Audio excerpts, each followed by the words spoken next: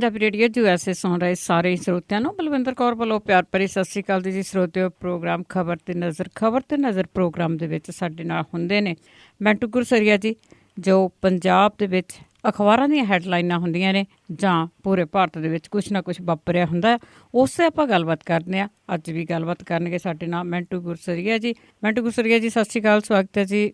ਜੀ ਸ਼ੁਕਰੀਆ ਜੀ, ਸਾਰਿਆਂ ਨੂੰ ਸਤਿ ਸ਼੍ਰੀ ਅਕਾਲ। ਅਤੇ ਮਿੰਟੂ ਜੀ, ਸਭ ਤੋਂ ਪਹਿਲਾਂ ਆਪਾਂ ਗੱਲ ਕਰਦੇ ਹਾਂ ਕਿ ਮੁੱਖ ਮੰਤਰੀ ਨੂੰ ਉਹਨਾਂ ਦੇ ਆਪਣੇ ਹਲਕੇ 'ਚ ਮਾਰੀ ਗਈ ਜੁੱਤੀ, ਕੇਸ ਦਰਜ ਕੀਤਾ ਗਿਆ ਜੀ। ਇਹ ਅੱਜ ਛੋਟਾ ਰੱਤਾ ਖੇੜਾ ਪਿੰਡ ਆ ਮਲੋਟ ਫਾਜ਼ਿਲਕਾ ਰੋਡ ਤੋਂ ਚੜ੍ਹਦੇ ਵਾਲੇ ਪਾਸੇ ਆਲਮ ਵਾਲੇ ਪਿੰਡ ਤੋਂ 4 ਕਿਲੋਮੀਟਰ ਦੂਰ ਹੈ। ਉੱਥੇ ਚੋਣ ਪ੍ਰਚਾਰ ਕਰਨ ਗਏ ਸਨ ਪ੍ਰਕਾਸ਼ ਸਿੰਘ ਬਾਦਲ, ਪਰ ਮੇਰੇ ਖਿਆਲ ਦੇ ਨਾਲ ਇਹ ਚੋਣ ਪ੍ਰਚਾਰ ਦਾ ਅੱਜ ਦਾ ਦਿਨ ਉਹਨਾਂ ਦੀ ਜ਼ਿੰਦਗੀ ਦੇ ਜਿਹੜੇ ਸਭ ਤੋਂ ਬੁਰੇ ਦਿਨ ਆ ਉਹਨਾਂ ਦੇ ਵਿੱਚੋਂ ਇੱਕ ਦਿਨ ਸੀ, ਜਦੋਂ ਉਹਨਾਂ ਨੂੰ ਆਪਣੇ ਹਲਕੇ ਦੇ ਵਿੱਚ ਹੀ ਇਸ ਨਮੋਸ਼ੀਜਨਕ ਘਟਨਾ ਦਾ ਸਾਹਮਣਾ ਕਰਨਾ ਪਿਆ। ਗੱਲਬਾਤ ਕਰਦੇ ਪਏ ਸਨ, ਹਾਲੇ ਜਾ ਕੇ ਉੱਥੇ ਬੈਠੇ ਸਿੱਖ ਮੁੱਦਿਆਂ ਦੀ ਗੱਲਬਾਤ ਛੋਈ ਤੇ ਨਾਲ ਦੀ ਨਾਲ ਹੀ ਇੱਕ ਸੱਜਣ ਉੱਠੇ, ਉਹਨਾਂ ਨੇ ਸਿੱਖ ਮੁੱਦਿਆਂ ਤੇ ਹੀ ਇਤਰਾਜ਼ ਜਤਾਉਂਦਿਆਂ ਪੈਰੋਂ ਜੁੱਤੀ ਲਾ ਕੇ ਕੱਢ ਮਾਰੀ। ਜੁੱਤੀ ਜਿਹੜੀ ਹੈ ਉਹ ਪ੍ਰਕਾਸ਼ ਸਿੰਘ ਬਾਦਲ ਦੇ ਲੱਗੀ ਹੈ। ਹਾਲਾਂਕਿ SSP ਜਿਹੜਾ ਮੁਕਤਸਰ ਦਾ, ਉਹ ਕਹਿੰਦਾ ਜੀ ਕਿ ਜੁੱਤੀ ਬਸ ਪੱਗ ਨੂੰ ਛੋਹ ਕੇ ਡਿੱਗ ਪਈ, ਸਾਡੇ ਸਿਕਿਉਰਿਟੀ ਗਾਰਡਸ ਸੀਗੇ ਜਿਹੜੇ ਉਹਨਾਂ ਨੇ ਬਚਾਅ ਕਰ ਲਿਆ। ਪਰ ਪ੍ਰਤੱਖਦਰਸ਼ੀ ਤੇ ਜਿਹੜੇ ਸੂਤਰ ਸੀਗੇ, ਅੰਦਰੂਨੀ ਸੂਤਰ ਜਾਂ ਪੁਲਿਸ ਦੇ ਨਾਲ ਜੁੜੇ ਸੂਤਰ, ਉਹ ਕਹਿੰਦੇ ਕਿ ਜੁੱਤੀ ਹੈ ਜਿਹੜੀ ਮੱਥੇ ਤੇ ਐਨਕ ਦੇ ਵਿਚਾਲੇ ਵੱਜੀ ਹੈ। ਸੋ ਦੂਜੇ ਪਾਸੇ ਉਸ ਸ਼ਖਸ ਨੂੰ ਉੱਥੋਂ ਹੀ ਗ੍ਰਿਫਤਾਰ ਕਰ ਲਿਆ ਗਿਆ। ਉਹਦਾ ਨਾਂ ਆ ਗੁਰਬਚਨ ਸਿੰਘ, ਉੱਥੋਂ ਦਾ ਹੀ ਰਹਿਣ ਵਾਲਾ, ਮੂਲ ਤੌਰ ਤੇ ਰੱਤੇ ਖੇੜੇ ਦਾ ਹੀ, ਪਰ 2.5 ਸਾਲ ਹੋ ਗਏ ਜ਼ਮੀਨ ਵੇਚ ਕੇ ਉਹ ਅਬੋਹਰ ਦੇ ਲਾਗੇ ਇੱਕ ਪਿੰਡ ਹੈ ਝੂੜਖੇੜਾ, ਉੱਥੇ ਚਲਾ ਗਿਆ। ਉਹ ਗ੍ਰਿਫਤਾਰ ਹੋਣ ਤੋਂ ਬਾਅਦ ਜਦੋਂ ਸਾਡੇ ਅੱਗੇ ਵੀ ਉੱਥੇ ਪਹੁੰਚੇ, ਹੋਰ ਵੀ ਬਹੁਤ ਸਾਰੇ ਪੱਤਰਕਾਰ ਪਹੁੰਚੇ, ਉਹਦਾ ਭਰਾ ਉੱਥੇ ਮੌਜੂਦ ਸੀ ਥਾਣੇ ਦੇ ਵਿੱਚ, ਕਬਰ ਵਾਲੇ ਥਾਣੇ ਨੂੰ ਲਿਆਂਦਾ ਗਿਆ। ਉਹਨੇ ਫਿਰ ਬਾਹਰ ਪੱਤਰਕਾਰਾਂ ਨੂੰ ਦੱਸਿਆ ਕਿ ਇਹ ਜੋ ਸ਼ਖਸ ਹੈ ਗੁਰਬਚਨ ਸਿੰਘ, ਇਹ ਭਾਈ ਅਮਰੀਕ ਸਿੰਘ ਅਜਨਾਲਾ ਦਾ ਭਰਾ ਆ, ਔਰ ਮੈਂ ਵੀ ਇਹਦਾ ਇੱਕ ਭਰਾ, ਉਹਦਾ ਨਾਂ ਕੁਲਵੰਤ ਸਿੰਘ ਸੀ। ਉਹਨੇ ਕਿਹਾ ਕਿ ਇਹ ਬਰਗਾੜੀ ਮਾਮਲੇ ਦੇ ਵਿੱਚ ਉੱਥੇ ਰਿਹਾ, ਬਹੁਤ ਦੇਰ ਤੱਕ ਮੋਰਚੇ 'ਚ ਰਿਹਾ। ਬਰਗਾੜੀ ਵਾਲੀ ਘਟਨਾ ਜਿਹੜੀ ਉਹ ਇਹਨੇ ਸਾਰਾ ਅੱਖੀਂ ਵੇਖਿਆ ਹਾਲ, ਔਰ ਉਦੋਂ ਤੋਂ ਇਹ ਬਹੁਤ ਹੀ ਜ਼ਿਆਦਾ ਰੋਹ ਦਾ ਭਰਿਆ ਹੋਇਆ ਸੀਗਾ ਕਿ ਜਿਹੜਾ ਇਹਨੇ ਅੱਜ ਇਹ ਕੰਮ ਕੀਤਾ ਉਹ ਸਿਰਫ ਤੇ ਸਿਰਫ ਬੇਅਦਬੀ ਦੇ ਰੋਸ ਵਜੋਂ ਉਠਾਇਆ ਗਿਆ ਕਦਮ ਹੈ। ਜਦੋਂ ਉਹਨਾਂ ਨੂੰ ਅਸੀਂ ਪੁੱਛਿਆ ਕਿ ਤੁਹਾਨੂੰ ਅਫਸੋਸ ਨਹੀਂ ਹੈ ਕਿ ਇਸ ਤਰ੍ਹਾਂ ਕੰਮ ਜੋ ਵਿਰੋਧ ਦਾ ਤਰੀਕਾ ਹੈ ਗਲਤ ਹੈ, ਤੇ ਉਹਨਾਂ ਕਿਹਾ ਕਿ ਨਹੀਂ, ਸਾਨੂੰ ਕੋਈ ਅਫਸੋਸ ਨਹੀਂ, ਸਾਨੂੰ ਮਾਣ ਹੈ, ਸਾਨੂੰ ਫਖਰ ਆ। ਜਦਕਿ ਇਹਦੀ ਬੇਟੀ ਉਹ ਵੀ ਪੇਪਰ ਦੇਣ ਆਈ ਹੋਈ ਸੀ ਉਸੇ ਪਿੰਡ ਰੱਤੇ ਖੇੜੇ, ਉਹਦੇ ਕੋਲੋਂ ਪੁੱਛਿਆ ਗਿਆ, ਉਹ ਵੀ ਕਹਿੰਦੀ ਕਿ ਸਾਨੂੰ ਤੇ ਫਖਰ ਹੈ, ਸਾਨੂੰ ਕੋਈ ਇਸ ਗੱਲ ਦਾ ਅਫਸੋਸ ਨਹੀਂ। ਪਰ ਦੂਜੇ ਪਾਸੇ ਦੇਖੋ, ਹੁਣ ਇਸ ਘਟਨਾ ਦਾ ਸਿਆਸੀਕਰਨ ਵੀ ਕੀਤਾ ਜਾ ਰਿਹਾ ਹੈ। ਦੂਜੇ ਪਾਸੇ ਜਿਹੜਾ ਸੁਖਬੀਰ ਸਿੰਘ ਬਾਦਲ ਆ, ਉਹ ਕਹਿੰਦਾ ਜੀ ਕਿ ਆਮ ਆਦਮੀ ਪਾਰਟੀ ਵਾਲੇ ਨੇ ਕਰਾਇਆ। ਹਾਲਾਂਕਿ ਪ੍ਰਕਾਸ਼ ਸਿੰਘ ਬਾਦਲ ਦਾ ਜਿਹੜਾ ਬਿਆਨ ਉਹ ਵੀ ਤੋੜਿਆ ਮਰੋੜਿਆ ਜਾ ਰਿਹਾ। ਮੀਡੀਆ ਦਾ ਇੱਕ ਹਿੱਸਾ ਕਹਿੰਦਾ ਜੀ ਉਹਨਾਂ ਨੇ ਭਾਈ ਅਮਰੀਕ ਸਿੰਘ ਅਜਨਾਲਾ ਦਾ ਨਾਂ ਲਿਆ, ਬਿਲਕੁਲ ਨਾਂ ਨਹੀਂ ਲਿਆ, ਬਿਲਕੁਲ ਉਹਨਾਂ ਨੇ ਇਹ ਗੱਲ ਨਹੀਂ ਕਹੀ। ਉਹਨਾਂ ਨੇ ਇਹ ਕਿਹਾ ਕਿ ਹਾਂਜੀ ਭਾਈ ਅਮਰੀਕ ਸਿੰਘ ਅਜਨਾਲਾ ਦਾ ਉਹ ਨੇੜਲਾ ਕੋਈ ਦੱਸਿਆ ਜਾਂਦਾ, ਬਾਕੀ ਜੋ ਵੀ ਕਰੇਗੀ ਪੁਲਿਸ ਕਰੇਗੀ। ਪਰ ਉਹ ਪ੍ਰਕਾਸ਼ ਸਿੰਘ ਬਾਦਲ ਦੇ ਬਿਆਨ ਨੂੰ ਤੋੜਿਆ ਮਰੋੜਿਆ ਜਾ ਰਿਹਾ ਕਿ ਉਹਨਾਂ ਨੇ ਭਾਈ ਅਮਰੀਕ ਸਿੰਘ ਦਾ ਅਜਨਾਲੇ ਦਾ ਨਾਂ ਲਿਆ, ਕਿ ਉਹਨਾਂ ਨੇ ਹਮਲਾ ਕਰਾਇਆ। ਨਹੀਂ, ਇਸ ਤਰ੍ਹਾਂ ਦੀ ਕੋਈ ਗੱਲ ਨਹੀਂ ਕੀਤੀ। ਦੂਜੇ ਪਾਸੇ ਜੋ ਸੁਖਬੀਰ ਸਿੰਘ ਬਾਦਲ ਕਹਿੰਦਾ, ਇਹ ਵੀ ਨਿਰਾਧਾਰ ਗੱਲ ਆ, ਕਿਉਂਕਿ ਉਹਦੇ ਪਰਿਵਾਰ ਵਾਲੇ, ਉਹਦੇ ਨੇੜਲੇ, ਉਹਦੇ ਰਿਸ਼ਤੇਦਾਰ, ਉਹਦੇ ਪਿੰਡ ਵਾਲੇ ਸਾਰੇ ਹੀ ਉਹ ਗੱਲ ਕਹਿੰਦੇ ਆ ਕਿ ਇਹ ਗੁਰਸਿੱਖ ਪਰਿਵਾਰ ਆ। 7-8 ਘਰ ਆ ਇਹਨਾਂ ਦੇ, ਸ਼ਰੀਕੇ ਕਬੀਲੇ ਦੇ, ਆਪਦੇ ਸਕਿਆਂ ਦੇ, ਉਹ ਸਾਰੇ ਹੀ ਗੁਰਸਿੱਖ ਆ ਤੇ ਬਹੁਤ ਜ਼ਿਆਦਾ ਇਹਨਾਂ ਦੀ ਸ਼ਰਧਾ ਹੈ ਸਿੱਖੀ ਦੇ ਵਿੱਚ। ਤੇ ਇਹ ਜੋ ਵੀ ਹੋਇਆ, ਜੋ ਵੀ ਵਾਪਰਿਆ, ਇਹ ਨਿਰੋਲ ਧਾਰਮਿਕ ਭਾਵਨਾਵਾਂ ਦੇ ਨਾਲ ਜੁੜੀ ਘਟਨਾ ਹੈ, ਨਾ ਕਿ ਇਹ ਸਿਆਸੀ ਘਟਨਾ, ਜੋ ਕਿ ਆਮ ਤੌਰ ਤੇ ਸਾਡੇ ਸੋਸ਼ਲ ਮੀਡੀਆ ਤੇ ਵੀ ਇਸ ਤਰ੍ਹਾਂ ਦੀ ਚਰਚਾ ਚੱਲ ਪੈਂਦੀ, ਉਹਨੇ ਕੀਤਾ ਜੀ, ਉਹਨੇ ਕਰਾਇਆ। ਇਸ ਤਰ੍ਹਾਂ ਦੀ ਬਿਲਕੁਲ ਨਹੀਂ, ਇਹ ਸਿਰਫ ਤੇ ਸਿਰਫ ਨਿਰੋਲ ਭਾਵਨਾਤਮਕ ਘਟਨਾ ਸੀ ਜੋ ਵਾਪਰੀ ਹੈ। ਔਰ ਜ਼ਿਆਤੀ ਤੌਰ ਤੇ ਜੇ ਦੇਖੀਏ ਤੇ ਕੋਈ ਵੀ ਜਿਹੜਾ ਸੂਝ-ਬੂਝ ਵਾਲਾ ਬੰਦਾ ਹੈ, ਉਹ ਇਸ ਚੀਜ਼ ਨੂੰ ਜਸਟੀਫਾਈ ਨਹੀਂ ਕਰਦਾ ਕਿ ਇਸ ਤਰੀਕੇ ਦਾ ਵਿਰੋਧ ਹੈ ਜਿਹੜਾ ਉਹ ਅਪਣਾਇਆ ਜਾਵੇ। ਪਰ ਕਿਤੇ ਨਾ ਕਿਤੇ ਪੰਜਾਬ ਸਰਕਾਰ ਹੈ ਜਿਹੜੀ, ਉਹਨੂੰ ਇਹ ਅਹਿਸਾਸ ਜ਼ਰੂਰ ਹੋਣ ਜਾਣਾ ਚਾਹੀਦਾ ਕਿ ਜਿਹੜੀਆਂ ਭਾਵਨਾਵਾਂ ਹੁੰਦੀਆਂ ਨੇ, ਖਾਸ ਤੌਰ ਤੇ ਪੰਥਕ ਸਰਕਾਰ ਕਹਿ ਦੇਣਾ ਤੇ ਮੁੜ ਕੇ ਉਹ ਪੰਥਕ ਭਾਵਨਾਵਾਂ ਦੀ ਤਰਜਮਾਨੀ ਨਾ ਕਰਨੀ, ਸਹੀ ਕਦਰਦਾਨੀ ਨਾ ਕਰਨੀ, ਉਹ ਕਿਤੇ ਨਾ ਕਿਤੇ ਉਹ ਆੜੇ ਆ ਰਹੀ ਹੈ। ਇਸ ਸਮੇਂ ਜਦੋਂ ਚੋਣ ਪ੍ਰਚਾਰ ਦੇ ਵਿੱਚ ਮੁੱਖ ਮੰਤਰੀ ਆਪਣੇ ਹਲਕੇ 'ਚ ਉਤਰ ਰਿਹਾ, ਕਦੀ ਕਿਤੇ ਰੋਹ ਦਾ ਪ੍ਰਦਰਸ਼ਨ ਹੁੰਦਾ, ਕਦੇ ਕਿਤੇ ਵਿਰੋਧ ਹੋ ਰਿਹਾ, ਬਹੁਤ ਮੁਸ਼ਕਿਲ ਜਿਹਾ ਹੋਇਆ ਜਾਪਦਾ ਇਸ ਵਾਰੀ ਕਿ ਲੰਬੀ ਦੇ ਵਿੱਚ ਪ੍ਰਕਾਸ਼ ਸਿੰਘ ਬਾਦਲ ਨੂੰ ਅੜਿੱਕੇ ਪੈ ਰਹੇ ਆ। ਕਦੀ ਕਿਤੇ ਹੋ ਜਾਂਦਾ ਇਸ ਤਰ੍ਹਾਂ ਦਾ ਵਿਰੋਧ, ਕਦੇ ਕਿਸ ਤਰ੍ਹਾਂ, ਪਰ ਜੋ ਅੱਜ ਹੋਇਆ ਇਹ ਤੇ ਬਹੁਤ ਮੰਦਭਾਗਾ ਹੋਇਆ ਤੇ ਬਹੁਤ ਵੱਡੇ ਪੱਧਰ ਤੇ ਹੋਇਆ ਕਿ ਪ੍ਰਕਾਸ਼ ਸਿੰਘ ਬਾਦਲ ਦੇ ਆਪਣੇ ਹਲਕੇ ਦੇ ਵਿੱਚ ਇਸ ਤਰ੍ਹਾਂ ਉਹਨਾਂ ਨੂੰ ਨਮੋਸ਼ੀਜਨਕ ਢੰਗ ਦੇ ਨਾਲ ਵਿਰੋਧ ਦਾ ਸਾਹਮਣਾ ਕਰਨਾ ਪਿਆ।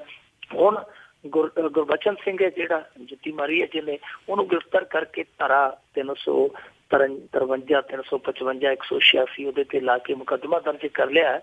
ਪਰ ਮੈਂ ਬੇਨਤੀ ਕਰਾਂਗਾ ਜਿੰਨੇ ਵੀ ਸਾਡੇ ਲਿਸਨਰ ਆ ਕਿ ਅਫਵਾਹਾਂ ਤੇ ਜ਼ਿਆਦਾ ਵਿਸ਼ਵਾਸ ਨਾ ਕਰੋ। ਇਸ ਘਟਨਾ ਨੂੰ ਨਾ ਹੀ ਰਾਜਸੀ ਪੱਖ ਨਾਲ ਜੋੜਿਓ।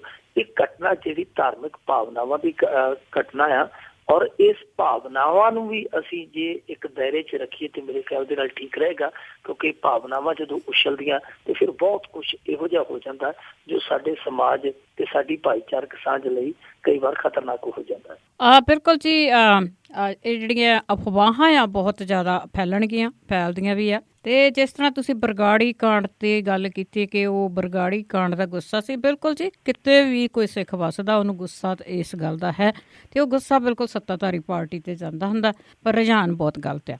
ਤੇ ਅੱਗੇ ਆਪਾਂ ਜੇ ਬਾਦਲ ਪਰਿਵਾਰ ਦੀ ਗੱਲ ਕੀਤੀ ਹੈ ਤੇ ਬੀਬਾ ਹਰਸਿਮਰਤ ਕੌਰ ਬਾਦਲ ਦੀ ਗੱਲ ਕਰੀਏ ਕਿ ਉਸਨੇ ਵੀ ਧਮਕੀ ਦਿੱਤੀ ਹੈ ਕਿ ਜੇ ਬਾਦਲ ਨੇ ਆਪਣੇ ਸਮਰਥਕਾਂ ਨੂੰ ਡਾਂਗਾਂ ਚੁਕਾ ਦਿੱਤੀਆਂ ਤਾਂ ਜਿੰਦਾ ਰਹਿਣ ਦੇ ਲਾਇਕ ਨਹੀਂ ਬਚਣਗੇ। ਉਹ ਕਹਿੰਦੇ ਹੁੰਦੇ ਆ ਨਾ ਜੀ ਕਿ ਜੇ ਇੱਕ ਕਮਲਾ ਹੋਵੇ ਤੇ ਸਮਝਾਵੇ ਵਿਹੜਾ, ਜੇ ਵਿਹੜਾ ਹੀ ਕਮਲਾ ਤੇ ਫਿਰ ਸਮਝਾਵੇ ਕਿਹੜਾ। ਇੱਥੇ ਕਿਹੜਾ ਕਿਸੇ ਨੂੰ ਸਮਝਾਵੇ, ਸਾਰੇ ਹੀ ਇਸ ਪਾਸੇ ਤੁਰੇ ਜਾਂਦੇ ਆ। ਹੁਣ ਦੇਖੋ ਅਸੀਂ ਸਾਰੇ ਇਸ ਗੱਲ ਦਾ ਵਿਰੋਧ ਕਰਦੇ ਆ ਕਿ ਭਾਈ ਜੁੱਤੀ ਨਹੀਂ ਕਿਸੇ ਦੇ ਮਾਰਨੀ ਚਾਹੀਦੀ, ਪੱਥਰ ਨਹੀਂ ਕਿਸੇ ਦੇ ਮਾਰਨਾ ਚਾਹੀਦਾ, ਨਹੀਂ ਕਿਸੇ ਤੇ ਕੋਈ ਇਸ ਤਰ੍ਹਾਂ ਦਾ ਹਿੰਸਕ ਹਮਲਾ ਕਰਨਾ ਚਾਹੀਦਾ। ਪਰ ਇਹਨਾਂ ਦੇ ਆਪਦੇ ਵੀ ਕੀ ਕਰਦੇ ਆ। ਬੀਬਾ ਹਰਸਿਮਰਤ ਕੌਰ ਬਾਦਲ ਨੂੰ ਬੋਲਣ ਲੱਗਿਆ ਥੋੜਾ ਜਿਹਾ ਸੋਚਣਾ ਚਾਹੀਦਾ ਹੈ।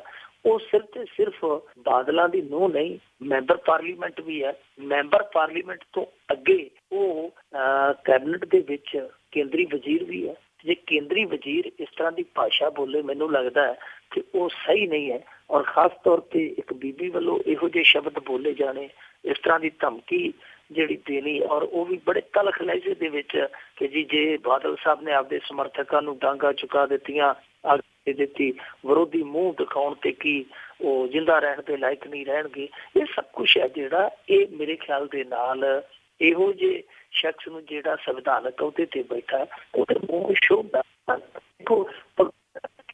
ਉਹਦਾ ਭਗਵੰਤ ਮਾਨ ਕਹਿੰਦਾ ਕਿ ਡਲੇ ਮਾਰੋ, ਇਹ ਕਰੋ, ਉਹ ਕਰੋ, ਜੋ ਕਰੋ, ਉਹਦਾ ਵਿਰੋਧ ਕਰਦੇ ਆ। ਚੋਣ ਕਮਿਸ਼ਨ ਨੂੰ ਇਹ ਇੱਕ ਤਰ੍ਹਾਂ ਨਾਲ ਉਹਦੇ ਤੇ ਐਕਸ਼ਨ ਲੈਣ ਲਈ ਬਹੁਤ ਵੱਡੇ ਪੱਧਰ ਤੇ ਉਹ ਆਕਰਸ਼ਿਤ ਕਰਦੇ ਪਏ ਆ ਕਿ ਦੇਖੋ ਜੀ ਕੀ ਕਰਦਾ ਭਗਵੰਤ ਮਾਨ, ਦੇਖੋ ਜੀ ਕੀ ਕਰਦਾ, ਇਹ ਉਕਸਾਉਂਦਾ, ਸਾਡੇ ਤੇ ਹਮਲੇ ਹੋ ਰਹੇ ਆ। ਪਰ ਆਪ ਕੀ ਕਰਦੇ ਪਏ ਆ? ਆਪ ਵੀ ਤੇ ਅਸਿੱਧੇ ਰੂਪ ਚ ਲੋਕਾਂ ਨੂੰ ਉਕਸਾ ਰਹੇ ਆ।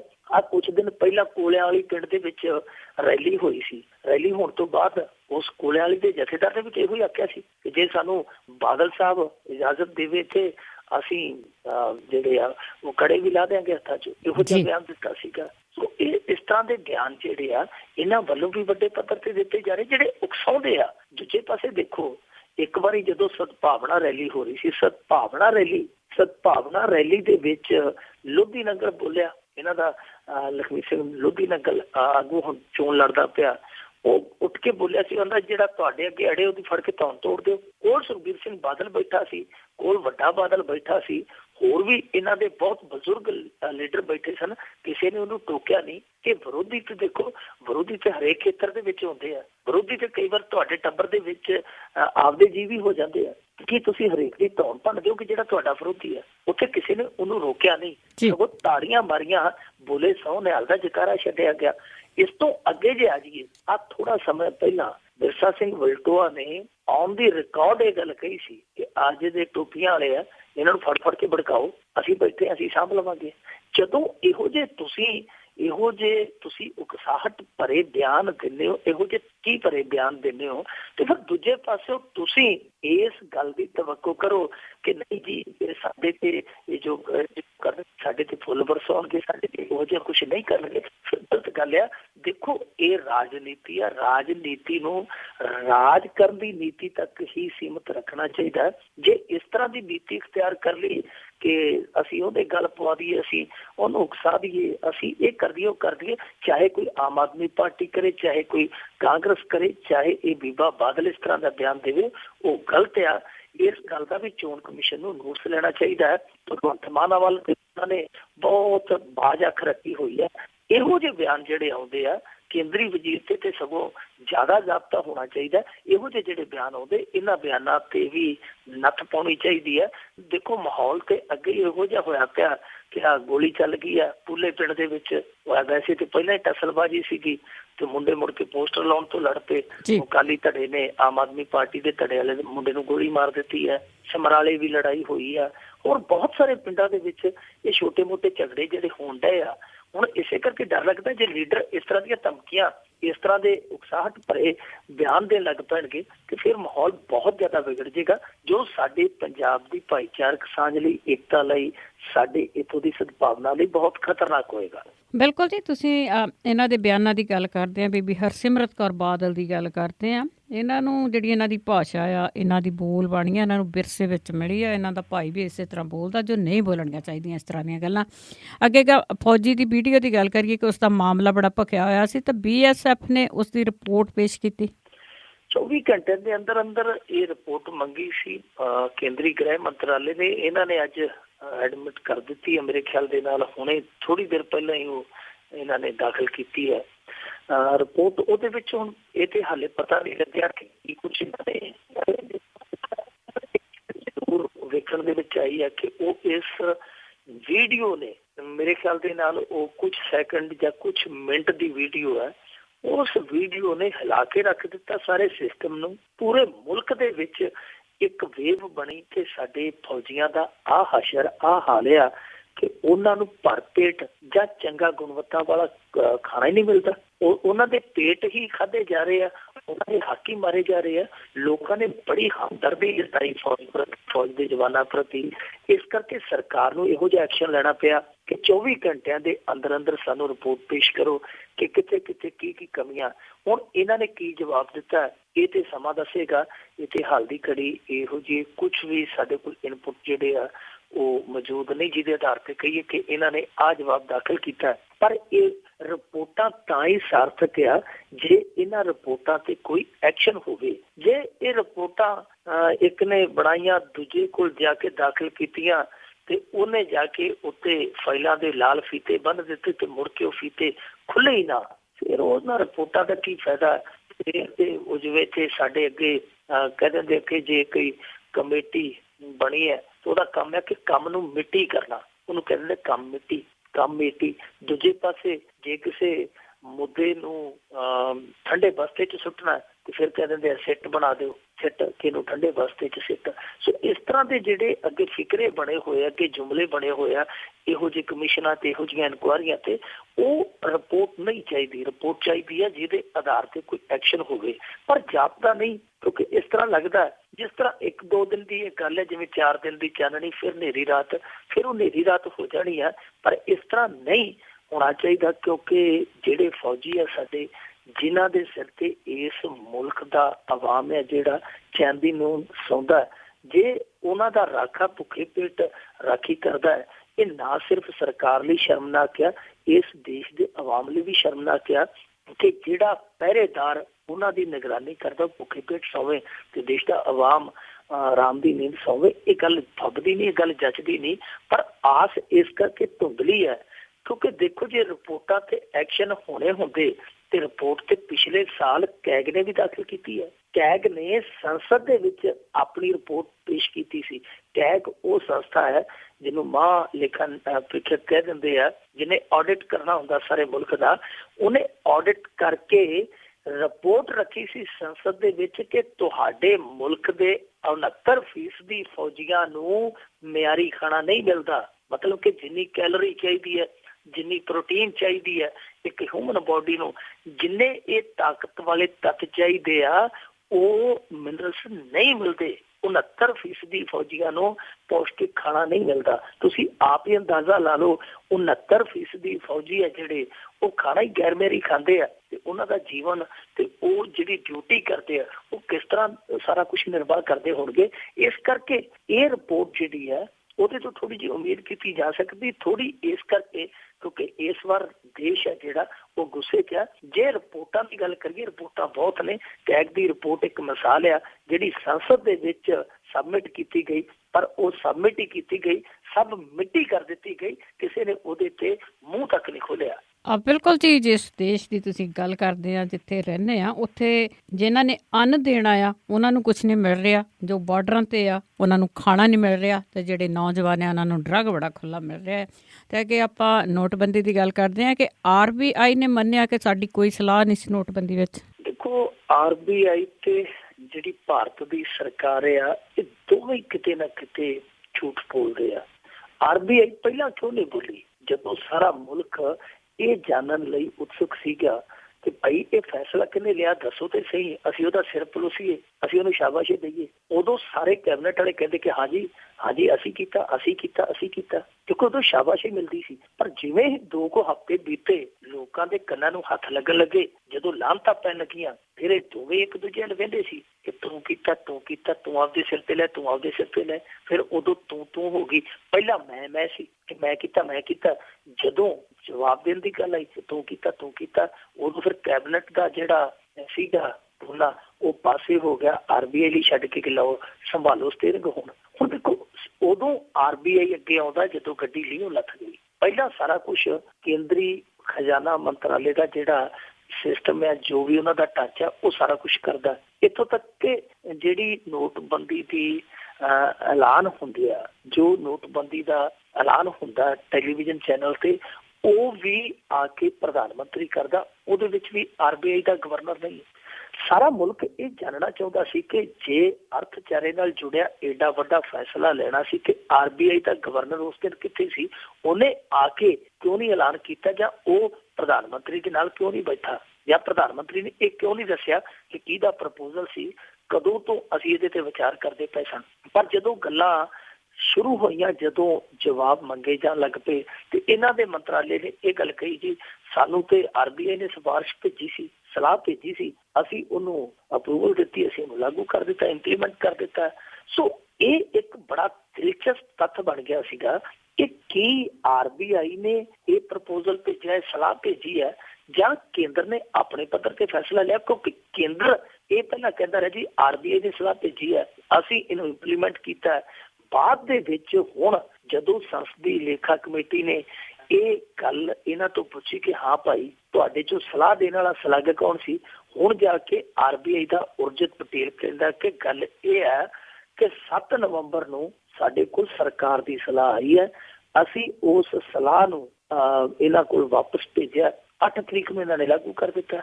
ਹੁਣ ਦੇਖੋ, ਉਹ ਕਹਿੰਦੇ ਸੀਗੇ ਕਿ ਜੀ ਇਹ ਸਲਾਹ ਜਿਹੜੀ RBI ਕੋਲ ਆਈ ਹੈ, ਅਸੀਂ ਇਹਨੂੰ ਅਪਰੂਵਲ ਦਿੱਤੀ ਹੈ ਤੇ ਬਸ ਲਾਗੂ ਕਰ ਦਿੱਤੀ ਹੈ। ਉਹ ਕਹਿੰਦੇ ਕਿ ਨਹੀਂ, ਸਰਕਾਰ ਨੇ ਸਾਡੇ ਕੋਲ ਸਲਾਹ ਭੇਜੀ ਹੈ। ਇੱਥੇ ਸਾਰੀ ਗੰਗਾ ਹੀ ਉਲਟ ਵਗ ਗਈ, ਇੱਥੇ ਬਾਂਸ ਹੀ ਬਰੇਲੀ ਨੂੰ ਚਲੇ ਗਏ ਆ। ਦੇਖੋ, ਆਮ ਤੌਰ ਤੇ ਇਹ ਹੁੰਦਾ ਕਿ ਇਹੋ ਜਿਹਾ ਅਰਥਚਾਰੇ ਨਾਲ ਜੁੜਿਆ ਫੈਸਲਾ ਉਹ RBI ਨੇ ਲੈਣਾ ਹੁੰਦਾ, ਪਰ ਇੱਥੇ RBI ਨੂੰ ਬਾਈਪਾਸ ਕਰਕੇ ਕੈਬਨਿਟ ਜਿਹੜੀ ਹੈ, ਉਹਦਾ ਖਜ਼ਾਨਾ ਮੰਤਰਾਲਾ ਉਹ ਸਲਾਹ ਦੇ ਰਿਹਾ ਕਿ ਇਹਨੂੰ ਲਾਗੂ ਕਰੋ, ਤੇ ਲਾਗੂ ਕਰਨ ਦੇ ਵਿੱਚ ਘੰਟੇ ਵੀ ਕਿੰਨੇ ਲੈਂਦੇ ਕਿ 7 ਤੋਂ 8 ਕੁਝ ਘੰਟੇ ਹੀ ਲੱਗਦੇ ਆ, ਉਹਨੂੰ ਲਾਗੂ ਕਰ ਦਿੱਤਾ ਜਾਂਦਾ।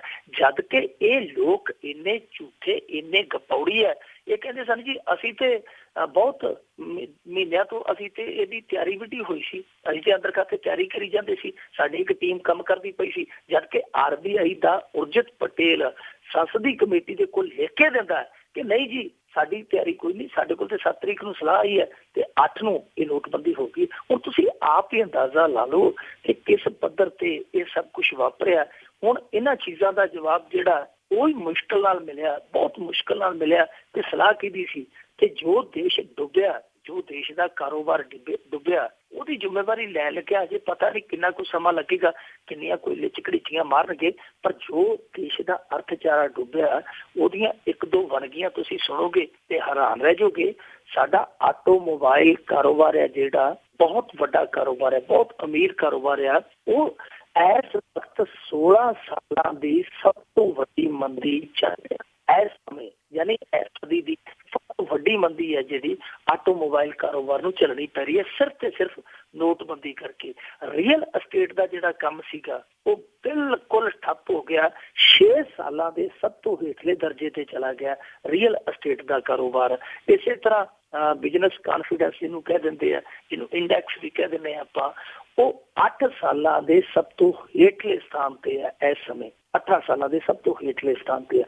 ਤੁਸੀਂ ਆਪ ਹੀ ਅੰਦਾਜ਼ਾ ਲਾ ਲਓ, ਸਾਡੇ ਇੱਥੇ ਦੁਆਬੇ ਦੇ ਵਿੱਚ ਲੋਕ ਆਲੂ ਬੜੇ ਬੀਜਦੇ ਆ, ਤੇ ਇੱਥੇ ਮੋਟਾ ਜਿਹਾ ਅੰਦਾਜ਼ਾ ਲਾਇਆ ਜਾ ਰਿਹਾ ਕਿ ਐਤਕੀ ਜੇ ਇਹ ਨੋਟਬੰਦੀ ਇਸੇ ਤਰ੍ਹਾਂ ਅਸਰ ਕੁਝ ਦਿਨ ਹੋਰ ਪਾ ਗਈ, 300 ਤੋਂ 400 ਕਰੋੜ ਰੁਪਈਆ ਨੁਕਸਾਨ ਹੈ ਜਿਹੜਾ ਉਹ ਸਿਰਫ ਤੇ ਸਿਰਫ ਆਲੂ ਉਤਪਾਦਕ ਕਿਸਾਨਾਂ ਦਾ ਹੋ ਜਾਣਾ।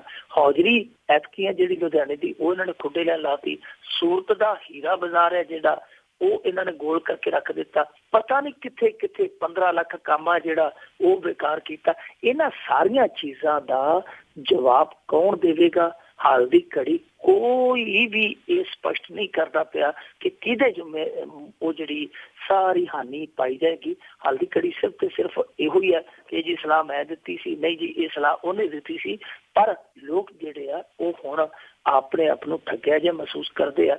ਠੱਗਿਆ ਕਰੀ ਜਾਣ। ਉਹ ਮੁਹਾਵਰਾ ਸਾਡੇ ਇੱਥੇ ਪੰਜਾਬੀ 'ਚ ਕਹਿੰਦੇ ਹੁੰਦੇ ਆ ਕਿ ਤੂੰ ਕਿਉਂ ਰੋਨੀ ਹੈ, ਰੰਗੜ ਦੀਏ ਮਾਏ। ਰੋਣਗੇ ਉਹ ਜਿਹਨੇ ਰੰਗੜ ਕੰਮੀ ਲਾਏ। ਹੁਣ ਰੋਣਾ ਤੇ ਫਿਰ ਉਹਨਾਂ ਹੀ ਹੈ ਜਿਨ੍ਹਾਂ ਇਹ ਰੰਗੜ ਕੰਮੀ ਲਾਏ ਤੇ ਲੋਕਾਂ ਨੇ ਚੁਣਿਆ, ਤੇ ਚੁਣਿਆ ਨੇ ਅੱਗੇ ਆ ਉਰਜਿਤ ਪਟੇਲ ਵਰਗੇ ਚੁਣ ਕੇ ਚਿਣੇ ਆ। ਹੁਣ ਇਹ ਚੁਣੇ ਤੇ ਚਿਣੇ ਆ ਜਿਹੜੇ, ਉਹ ਜਾਣਨ ਤੇ ਜਾਂ ਫਿਰ ਉਹ ਜਾਣਨ ਜਿਨ੍ਹਾਂ ਨੇ ਚੁਣ ਕੇ ਉੱਥੇ ਬਿਠਾਏ ਆ। ਬਿਲਕੁਲ ਜੀ, ਕਿਹੜੇ ਕਿਹੜੇ ਮਹਿਕਮੇ ਦੀ ਗੱਲ ਕਰਦੇ ਆ। ਪੂਰਾ ਦੇਸ਼ ਹੀ ਪਤਾ ਨਹੀਂ ਕਿੰਨੇ ਸਾਲ ਪਿੱਛੇ ਨੂੰ ਚਲਾ ਗਿਆ। ਤੇ ਅੱਗੇ ਆਪਾਂ ਗੱਲ ਕਰਦੇ ਹਾਂ, ਸਸੋਦੀਆ ਨੇ ਇੱਕ ਬਿਆਨ ਦਿੱਤਾ ਸੀ, ਜਿਸ ਬਿਆਨ ਨੂੰ ਲੈ ਕੇ ਵਿਰੋਧੀ ਕੋਠੇ ਤੇ ਚੜ੍ਹ ਗਏ ਸੀਗੇ ਜੀ। ਕੋਠੇ ਤੇ ਚੜ੍ਹ ਕੇ ਉੱਚੀ ਉੱਚੀ ਗੱਲਾਂ ਕਰਦੇ ਸੀਗੇ। ਤੇ ਪਰ ਹੁਣ ਕੇਜਰੀਵਾਲ ਨੇ ਇਸ ਗੱਲ ਨੂੰ ਸਾਫ਼ ਕੀਤਾ ਕਿ ਮੁੱਖ ਮੰਤਰੀ ਪੰਜਾਬ ਦਾ ਹੀ ਬਣੇਗਾ। ਜਿਹੜੇ ਲੋਕ ਕੋਠੇ ਤੇ ਚੜ੍ਹ ਕੇ ਇਹੋ ਜਿਹੀਆਂ ਗੱਲਾਂ ਕਰਦੇ ਆ, ਇਹ ਆਪਦੇ ਵਿਹੜੇ 'ਚ ਨਹੀਂ ਰਹਿੰਦੇ। ਇਹ ਭਾਰਤੀ ਜਨਤਾ ਪਾਰਟੀ ਵਾਲੇ ਸਭ ਤੋਂ ਜ਼ਿਆਦਾ ਕੱਲ ਵਿਰੋਧ ਕਰਨ ਡਏ ਸਨ ਜਦੋਂ ਸਸੋਦੀਆ ਦਾ ਤੂਫਾਨ ਆਇਆ। ਤੂਫਾਨ ਹੀ ਕਹੀਏ ਕਿਉਂਕਿ ਬਿਆਨ ਨਹੀਂ, ਤੂਫਾਨ ਹੀ ਸੀਗਾ। ਉਹਨੇ ਤੂਫਾਨ ਹੀ ਲਿਆਤਾ ਸੀ ਕੁਝ ਘੰਟੇ ਤੇ। ਦੇਖੋ, ਭਾਰਤੀ ਜਨਤਾ ਪਾਰਟੀ ਵਾਲਿਆਂ ਨੇ ਸਭ ਤੋਂ ਪਹਿਲਾਂ ਵਿਰੋਧ ਕੀਤਾ। ਤੇ ਭਾਰਤੀ ਜਨਤਾ ਪਾਰਟੀ ਉਹ ਪਾਰਟੀ ਹੈ ਜਿਹੜੀ ਉਮਾ ਭਾਰਤੀ ਨੂੰ ਮੱਧ ਪ੍ਰਦੇਸ਼ ਦੀ ਮੁੱਖ ਮੰਤਰੀ ਬਣਾਉਂਦੀ ਹੈ। ਉਮਾ ਭਾਰਤੀ ਯੂਪੀ ਦੀ ਰਹਿਣ ਵਾਲੀ ਸੀ। ਇਸੇ ਭਾਰਤੀ ਜਨਤਾ ਪਾਰਟੀ ਨੇ ਸੁਸ਼ਮਾ ਸਵਰਾਜ ਨੂੰ ਹਰਿਆਣੇ 'ਚ ਲਿਜਾ ਕੇ ਦਿੱਲੀ ਤੋਂ ਮੁੱਖ ਮੰਤਰੀ ਬਣਾਇਆ ਸੀ। ਇਹ ਕਾਂਗਰਸ ਨੇ ਵੀ ਇਹੋ ਕੁਝ ਕੀਤਾ ਸੀ ਸ਼ੀਲਾ ਦੀਕਸ਼ਿਤ ਦੇ ਨਾਲ। ਇਹ ਇਹਨਾਂ ਦੀਆਂ ਆਪਣੀਆਂ ਇਤਿਹਾਸਕ ਤੇ ਪ੍ਰਤੱਖ ਉਦਾਹਰਨਾਂ ਨੇ। ਜੇ ਇਹ ਆਪਣੀ ਬੁੱਕਲ ਦੇ ਵਿੱਚ ਝਾਕਣ ਦੀ ਜ਼ਰੂਰਤ ਕਰਨਾ। ਦੂਜੇ ਪਾਸੇ ਅਕਾਲੀਆਂ ਦਾ ਤੇ ਕਹਿਣਾ ਹੀ ਕੀ ਹੈ, ਉਹ ਸਮਾਂ ਆਉਂਦਾ ਤੇ ਭਾਰਤੀ ਜਨਤਾ ਪਾਰਟੀ ਨੂੰ ਪਿੱਛੇ ਲਾ ਲੈਂਦੇ ਆ। ਜਦੋਂ ਇਹੋ ਜਿਹਾ ਸਮਾਂ ਆਉਂਦਾ ਕਈ ਵਾਰ ਉਹਨਾਂ ਦੇ ਮਗਰ ਵੀ ਲੱਗ ਜਾਂਦੇ ਆ। ਉਹ ਇਸ ਮਾਮਲੇ ਦੇ ਵਿੱਚ ਤੁਹਾਨੂੰ ਪਤਾ ਹੀ ਹੈ। ਪਰ ਜੋ ਕੁਝ ਮਨੀਸ਼ ਸਿਸੋਦੀਆ ਨੇ ਕਿਹਾ ਉਹ ਚਰਚਾ ਦੇ ਵਿੱਚ ਬਣਿਆ। ਮੈਂ ਕੱਲ ਵੀ ਕਿਹਾ ਸੀ ਕਿ ਇਹਨਾਂ ਨੂੰ ਉਡੀਕ ਕਰ ਲੈਣੀ ਚਾਹੀਦੀ ਹੈ ਕਿ ਮਨੀਸ਼ ਸਿਸੋਦੀਆ ਦੇ ਬਿਆਨ ਨੂੰ ਕੋਈ ਇਹਨਾਂ ਦਾ ਆਪਣਾ ਲੀਡਰ, ਇਹਨਾਂ ਦਾ ਹਾਈ ਕਮਾਂਡ ਦਾ ਕੋਈ ਵੱਡਾ ਲੀਡਰ ਪਲਟਦਾ ਹੈ ਜਾਂ ਇਹਦੇ ਤੇ ਮੋਹਰ ਲਾਉਂਦਾ। ਪਰ ਕਿਸੇ ਨੇ ਗੱਲ ਸੁਣੀ ਨਹੀਂ। ਟੈਲੀਵਿਜ਼ਨਾਂ ਦੇ ਸਾਡੇ ਇੱਥੇ 1-2 ਚੈਨਲ ਆ, ਉਹਨਾਂ ਨੂੰ ਹੋਰ ਕੋਈ ਕੰਮ ਨਹੀਂ। ਆਮ ਆਦਮੀ ਪਾਰਟੀ ਦੇ ਕੋਈ ਵੀ ਖਬਰ ਉਲਟ ਹੁੰਦੀ ਹੈ, ਉਹ ਜਾ ਕੇ ਡਿਬੇਟ ਰੱਖ ਲੈਂਦੇ ਆ। ਉਹਦੇ 'ਚ ਲੋਕਾਂ ਨੂੰ ਸੱਦ ਲੈਂਦੇ ਆ ਜਿਨ੍ਹਾਂ ਲੋਕਾਂ ਨੂੰ ਮੇਰੇ ਖਿਆਲ ਦੇ ਉਹਨਾਂ ਦੇ ਮਹੱਲੇ 'ਚ ਵੀ ਨਹੀਂ ਬਹੁਤਿਆਂ ਨੂੰ ਜਾਣਦੇ। ਉਹ ਆ ਕੇ ਉੱਥੇ ਟੈਲੀਵਿਜ਼ਨ ਤੇ ਡਿਬੇਟ ਕਰ ਜਾਂਦੇ, ਜੱਜਮੈਂਟ ਦੇ ਜਾਂਦੇ ਆ। ਕਮਾਲ ਦੀ ਗੱਲ ਤਾਂ ਇਹ ਸੀ ਕਿ ਮਨੀਸ਼ ਸਿਸੋਦੀਆ ਨੇ ਬਲੌਂਗੀ ਦੇ ਵਿੱਚ ਉਹ ਬਿਆਨ ਦਿੱਤਾ ਤੇ ਉਸ ਬਿਆਨ ਤੇ ਗੌਰ ਨਾਲ ਦੇਖੀਏ ਇਹ ਕਿਤੇ ਵੀ ਨਹੀਂ ਸੀ ਤੁਹਾਡਾ ਮੁੱਖ ਮੰਤਰੀ ਵਾਲੇ ਦੂਜਾ ਕੋਈ ਹੈ ਨਹੀਂ। ਉਹਨੇ ਇੱਕ ਇਸ਼ਾਰਾ ਮਾਤਰ ਕੀਤਾ ਸੀ, ਇੱਕ ਕਰੀਏ ਕਿ ਗੁੱਝੀ ਰਮਜ ਕੀਤੀ ਸੀ ਕਿ ਭਾਈ ਜਿਹੜਾ ਵੀ ਮਰਜ਼ੀ ਹੋਇਆ ਉਹਦਾ ਜਿਹੜਾ ਕੰਮ ਕਰਨ ਦੀ ਜ਼ਿੰਮੇਵਾਰੀ ਹੋਏਗੀ ਸਾਰੀ ਅਰਵਿੰਦ ਕੇਜਰੀਵਾਲ ਦੀ ਹੋਏਗੀ। ਉਹ ਕੰਮ ਕਾਰ ਨੂੰ ਚਲਾਉਣ ਵਾਲਾ ਅਰਵਿੰਦ ਕੇਜਰੀਵਾਲ ਹੀ ਹੋਏਗਾ। ਤੇ ਉਹਦੇ 'ਚ ਕੁਝ ਵੀ ਗਲਤ ਨਹੀਂ, ਕਿਉਂਕਿ ਜਿਸ ਤਰੀਕੇ ਦੇ ਨਾਲ ਅਰਵਿੰਦ ਕੇਜਰੀਵਾਲ ਕੌਮੀ ਪੱਧਰ ਤੇ ਆਪਣੇ ਆਪ ਨੂੰ ਚਮਕਾਉਣ ਦੀ ਕੋਸ਼ਿਸ਼ ਕਰਦਾ ਪਿਆ, ਉਹਨੂੰ ਕਿਤੇ ਨਾ ਕਿਤੇ ਤੇ ਰਾਜ ਦਾ ਮਾਡਲ ਦੇਣਾ ਹੀ ਪਵੇਗਾ। ਦੇਸ਼ ਦੇ ਅੱਗੇ ਮਾਡਲ ਰੱਖਣਾ ਹੀ ਪਵੇਗਾ। ਦਿੱਲੀ ਦੇ ਵਿੱਚ ਉਹ ਇਸ ਕਰਕੇ ਨਹੀਂ ਕਰ ਰਹੇ ਕਿਉਂਕਿ ਉੱਥੇ ਉਹਨਾਂ ਨੂੰ ਕਰ ਨਹੀਂ ਦਿੱਤਾ ਜਾ ਰਿਹਾ। ਹੁਣ ਉਹ ਪੰਜਾਬ 'ਚ ਦੇਖਦੇ ਕਿ ਜੇ ਅਸੀਂ ਕੋਈ ਇਸ ਤਰ੍ਹਾਂ ਦਾ ਰਾਜ ਦਾ ਮਾਡਲ ਪੇਸ਼ ਕਰ ਦਈਏ ਤਾਂ ਸਾਡੇ ਸਾਰੇ ਮੁਲਕ ਦੇ ਵਿੱਚ ਬੱਲੇ ਬੱਲੇ ਹੋ ਸਕਦੀ ਹੈ। ਅਸੀਂ ਆਪਣੀ ਰਾਜਨੀਤੀ ਦਾ ਵਿਸਤਾਰ ਕਰ ਸਕਦੇ ਹਾਂ। ਪਰ ਦੂਜੇ ਪਾਸੇ ਜਿਸ ਤਰੀਕੇ ਦੇ ਨਾਲ ਮਨੀਸ਼ ਸਿਸੋਦੀਆ ਬਲੌਂਗੀ ਦੇ ਵਿੱਚ ਬੋਲਿਆ, ਬਲੌਂਗੀ ਤੋਂ ਸਾਹਮਣੇ ਵਾਲੇ ਆਉਂਦੇ ਮੁੱਕਰ ਗਿਆ। ਉਹ ਕਹਿੰਦਾ ਜੀ ਕਿ ਨਹੀਂ ਪੰਜਾਬ ਦੇ ਵਿੱਚ ਹੀ ਹੋਏਗਾ ਮੁੱਖ ਮੰਤਰੀ। ਗੱਲ ਉੱਥੇ ਠੱਪਦੀ ਨਹੀਂ ਚਾਹੀਦੀ ਸੀ, ਪਰ ਸਾਡੇ ਮੀਡੀਆ ਨੇ ਵੱਡੇ ਪੱਧਰ ਤੇ ਉਛਾਲਿਆ। ਇਸੇ ਕਰਕੇ ਅੱਜ ਕੇਜਰੀਵਾਲ ਨੇ ਸਮਾਣੇ ਦੇ ਵਿੱਚ ਆਖਿਆ, ਉਹਨੇ ਆਖਿਆ ਸੂਬੇ ਦੇ ਵਿੱਚ ਪੰਜਾਬੀ ਮੁੱਖ ਮੰਤਰੀ ਹੋਏਗਾ, ਪਾਕਿਸਤਾਨ 'ਚ ਥੋੜੀ ਮੁੱਖ ਮੰਤਰੀ ਹੋਣਾ, ਤੁਹਾਡਾ ਆਪ ਤੇ ਮੁੱਖ ਮੰਤਰੀ ਹੋਏਗਾ। ਸੋ ਹੁਣ ਅਰਵਿੰਦ ਸਾਰੀ ਗੱਲ ਸਾਫ਼ ਕਰ ਦਿੱਤੀ ਹੈ। ਮੇਰੇ ਖਿਆਲ ਦੇ ਨਾਲ ਹੁਣ ਇਹਨਾਂ ਨੂੰ ਭੋਗ ਪਾ ਦੇਣਾ ਚਾਹੀਦਾ, ਵਿਰੋਧੀਆਂ ਨੂੰ ਚਿੰਤਾ ਛੱਡ ਦੇਣੀ ਚਾਹੀਦੀ ਹੈ। ਮੇਰੇ ਖਿਆਲ ਦੇ ਨਾਲ ਆਮ ਆਦਮੀ ਪਾਰਟੀ ਨੂੰ ਵੀ ਚਿੰਤਾ ਮੁੱਖ ਮੰਤਰੀ ਦੀ ਛੱਡ ਦੇਣੀ ਚਾਹੀਦੀ ਹੈ। ਪਹਿਲਾਂ ਇਹਨਾਂ ਨੂੰ ਇਹ ਚਿੰਤਾ ਕਰਨੀ ਚਾਹੀਦੀ ਹੈ ਕਿ ਅਸੀਂ ਸਪਸ਼ਟ ਬਹੁਮਤ ਤੱਕ ਕਿਵੇਂ ਪਹੁੰਚਣਾ। ਜੇਕਰ ਇਹ ਇਸ ਤਰ੍ਹਾਂ ਹੀ ਕਰਦੇ ਰਹੇ, ਜਿਵੇਂ ਅੰਮ੍ਰਿਤਸਰ ਵਾਲੀ ਕੇਂਦਰੀ ਸੀਟ ਦੀ ਟਿਕਟ ਹੈ ਜਿਹੜੀ ਉਹ ਤੀਜੀ ਵਾਰੀ ਬਦਲ ਗਈ ਹੈ, ਤੇ ਪਹਿਲਾਂ ਇਹਨਾਂ ਨੇ ਇੱਕ ਟਿਕਟ ਵਾਪਸ ਲੈ ਕੇ ਦਰਬਾਰੀ ਲਾਲ ਨੂੰ ਦਿੱਤੀ, ਦਰਬਾਰੀ ਲਾਲ ਟਿਕਟ ਲੈਣ ਤੋਂ ਬਾਅਦ ਮੁੜ ਕੇ ਫਿਰ ਉਹ ਕੈਪਟਨ ਦੇ ਦਰਬਾਰ 'ਚ ਜਾ ਪਹੁੰਚਿਆ, ਹੁਣ ਤੀਜੀ ਥਾਂ ਤੇ ਉਹ ਟਿਕਟ ਦਿੱਤੀ ਹੈ। ਇਹਨਾਂ ਨੂੰ ਚਿੰਤਾ ਕਰਨ ਦੀ ਜ਼ਰੂਰਤ ਹੈ ਕਿ ਇਹੋ ਜਿਹੇ ਲੋਕਾਂ ਨੂੰ ਉਹ ਭੱਜ ਕੇ ਪਾਰਟੀ 'ਚ ਵੀ ਸ਼ਾਮਲ ਕਰ ਲੈਂਦੇ, ਟਿਕਟ ਵੀ ਦੇ ਦਿੰਦੇ ਆ, ਜਿਹੜੇ ਇੱਥੋਂ ਦੌੜਦੇ ਬਣਦੇ ਆ। ਸੋ ਇਹੋ ਜਿਹੇ ਲੋਕਾਂ ਨੂੰ ਇਹ ਪਾਰਟੀ ਦੇ ਵਿੱਚ ਨਾ ਸ਼ਾਮਲ ਕਰਨ, ਇਹੋ ਜਿਹੇ ਲੋਕਾਂ ਦਾ ਅਤੀਤ, ਇਹੋ ਜਿਹੇ ਲੋਕਾਂ ਦਾ ਕਿਰਦਾਰ ਵੇਖਣ ਕਿ ਇਹ ਸਾਡੀ ਪਾਰਟੀ ਨੂੰ ਫਾਇਦਾ ਪਹੁੰਚਾਉਣ ਆ ਰਿਹਾ ਜਾਂ ਨੁਕਸਾਨ ਪਹੁੰਚਾਉਣ ਆ ਰਿਹਾ, ਇਹਨਾਂ ਚੀਜ਼ਾਂ ਨੂੰ ਵਾਚਣ। ਨਹੀਂ ਤੇ ਨੁਕਸਾਨ ਜਿਹੜਾ ਉਹ ਆਮ ਆਦਮੀ ਪਾਰਟੀ ਨੂੰ ਹੋਏਗਾ ਹੀ ਹੋਏਗਾ। ਹਾਲ ਦੀ ਘੜੀ ਜਿਹੜਾ ਇਹ ਇੱਕ ਬਹੁਤ ਵੱਡਾ ਵਿਵਾਦ ਉੱਠਿਆ ਸੀ ਮੁੱਖ ਮੰਤਰੀ ਦੇ ਨਾਮ ਨੂੰ ਲੈ ਕੇ, ਮੁੱਖ ਮੰਤਰੀ ਦੇ ਚਿਹਰੇ ਨੂੰ ਲੈ ਕੇ, ਉਹ ਥੋੜਾ ਜਿਹਾ ਥੰਮ ਗਿਆ। ਇਸ ਜਿਵੇਂ ਕਹਿ ਲਈਏ ਇਸ ਗੁਬਾਰ ਨੇ ਹੁਣ ਹੌਲੀ ਆਪਣੇ ਅੰਤ ਨੂੰ ਪਾ ਲਿਆ। ਪਰ ਇਹ ਹੈ ਕਿ ਇੱਕ ਅੰਤ ਹੋਇਆ ਵਿਵਾਦ, ਦੂਜਾ ਜੇ ਸ਼ੁਰੂ ਹੋ ਗਿਆ ਫਿਰ ਗੱਲ ਨਹੀਂ ਬਣਨੀ। ਇੱਥੇ ਇਹਨਾਂ ਨੂੰ ਥੋੜਾ ਜਿਹਾ ਹੁਣ ਸੰਭਲ ਕੇ ਚੱਲਣ ਦੀ ਲੋੜ ਹੈ। ਕੁਛ ਹਫ਼ਤਿਆਂ ਦੀ ਗੱਲ ਹੈ, ਕੁਛ ਹਫ਼ਤੇ ਇਹ ਆਪਣਾ ਤਾਲਮੇਲ ਸਹੀ ਰੱਖਣ, ਕਿਉਂਕਿ ਕਿਤੇ ਸੰਜੇ ਸਿੰਘ ਕਹਿ ਦਿੰਦਾ ਇੱਥੇ ਤਾਂ ਕੋਈ ਕਾਬਲ ਹੀ ਹੈ ਨਹੀਂ, ਕਦੇ ਮਨੀਸ਼ ਸਿਸੋਦੀਆ ਕਹਿ ਦਿੰਦਾ ਜੀ ਮੁੱਖ ਮੰਤਰੀ ਤੇ ਸਮਝ ਲਓ ਕੇਜਰੀਵਾਲ ਵਰਗਾ ਹੀ ਹੋਏਗਾ, ਕਿਤੇ ਕੇਜਰੀਵਾਲ ਸਾਹਿਬ ਕਹਿੰਦੇ ਕਿ ਮੁੱਖ ਮੰਤਰੀ ਸਿਰਫ ਤੇ ਸਿਰਫ ਪੰਜਾਬੀ ਹੋਏਗਾ, ਭਗਵੰਤ ਮਾਨ ਕਹਿੰਦੇ ਜੀ ਇਹ ਹੱਥ ਖੜੇ ਕਰੋ ਮੈਂ ਪ੍ਰਵਾਨ ਆ। ਸੋ ਇਹ ਸਾਰੀਆਂ ਚੀਜ਼ਾਂ ਨੇ ਜਿਹੜੀਆਂ ਉਹ ਕਿਤੇ ਨਾ ਕਿਤੇ ਨੁਕਸਾਨ ਕਰਦੀਆਂ। ਇਹਨਾਂ ਚੀਜ਼ਾਂ ਨੂੰ ਥੋੜਾ ਜਿਹਾ ਦਰੁਸਤ ਕਰਨਾ ਪਵੇਗਾ। ਉਂਝ ਇਸ ਸਮੇਂ ਆਮ ਆਦਮੀ ਪਾਰਟੀ ਨੂੰ ਜਿਵੇਂ ਰੈਲੀਆਂ 'ਚ ਇਕੱਠ ਮਿਲਦਾ ਪਿਆ, ਖਾਸ ਤੌਰ ਤੇ ਮਾਲਵੇ ਦੇ ਵਿੱਚ ਜੋ ਹੁੰਗਾਰਾ ਹੈ, ਉਹਦੇ ਤੋਂ ਇਹ ਪੋਜ਼ਿਟਿਵ ਸੋਚ ਸਕਦੇ ਆ। ਜੇ ਥੋੜਾ ਜਿਹਾ ਇਹ ਚਾਰਾ ਮਾਰਨ ਤੇ ਬਹੁਤ ਹੱਦ ਤੱਕ ਆਪਣੇ ਆਪ ਨੂੰ ਮਜ਼ਬੂਤ ਕਰ ਸਕਦੇ ਆ। ਪਰ ਜੇ ਇਸ ਤਰ੍ਹਾਂ ਦੇ ਢਿੱਲੜ ਜਿਹੇ ਫੈਸਲੇ ਲੈਣਗੇ ਤੇ ਉੱਤੋਂ ਇਹੋ ਜਿਹੇ ਵਿਵਾਦ ਛੇੜਨਗੇ, ਫਿਰ ਉੱਥੇ ਦੇ ਉੱਥੇ ਹੀ ਰਹਿ ਜਾਣਗੇ ਜਿੱਥੇ ਅੱਗੇ ਕਾਂਗਰਸੀ 2 ਵਾਰੀ ਰਹਿ ਗਏ ਆ। ਜੀ ਬਿਲਕੁਲ ਆ, ਥੋੜੀ ਜਿਹੀ ਲਗਾਮ ਰੱਖਣੀ ਪਊਗੀ, ਥੋੜਾ ਕੰਟਰੋਲ ਰੱਖਣਾ ਪਊਗਾ। ਅੱਗੇ ਆਪਾਂ ਸ਼ਿਵ ਲਾਲ ਡੋਡਾ ਦੀ ਗੱਲ ਕਰਦੇ ਹਾਂ ਕਿ ਉਹ ਕਾਫੀ ਟਾਈਮ ਤੋਂ ਅਖਬਾਰਾਂ ਦੇ ਵਿੱਚ ਹੀ ਆ ਜੀ, ਖਬਰਾਂ ਦੇ ਵਿੱਚ ਹੀ ਆ, ਤੇ ਹੁਣ ਉਹ ਜੇਲ੍ਹ ਤੋਂ ਹੀ ਚੋਣ ਲੜੇਗਾ। ਸ਼ਿਵ ਲਾਲ ਡੋਡਾ ਉਹਨਾਂ ਲੋਕਾਂ ਦੀ ਸ਼੍ਰੇਣੀ ਦੇ ਵਿੱਚ ਚੱਲਿਆ ਜਿਹੜੇ ਲੋਕ ਅੱਗੇ ਭਾਰਤੀ ਲੋਕਤੰਤਰ ਦੇ ਵਿੱਚ ਇਹੋ ਜਿਹਾ ਇਤਿਹਾਸ ਰਚ ਚੁੱਕੇ ਆ। ਸ਼ਾਹਬੂਦੀਨ ਵਰਗੇ ਤੇ ਪਤਾ ਨਹੀਂ ਕਿਹੜੇ ਬਾਹੂਬਲੀ ਅੰਸਾਰੀ ਵਰਗੇ ਉਹ ਇਲੈਕਸ਼ਨ ਲੜੇ, ਜੇਲ੍ਹਾਂ ਦੇ ਵਿੱਚੋਂ ਜਿੱਤੇ।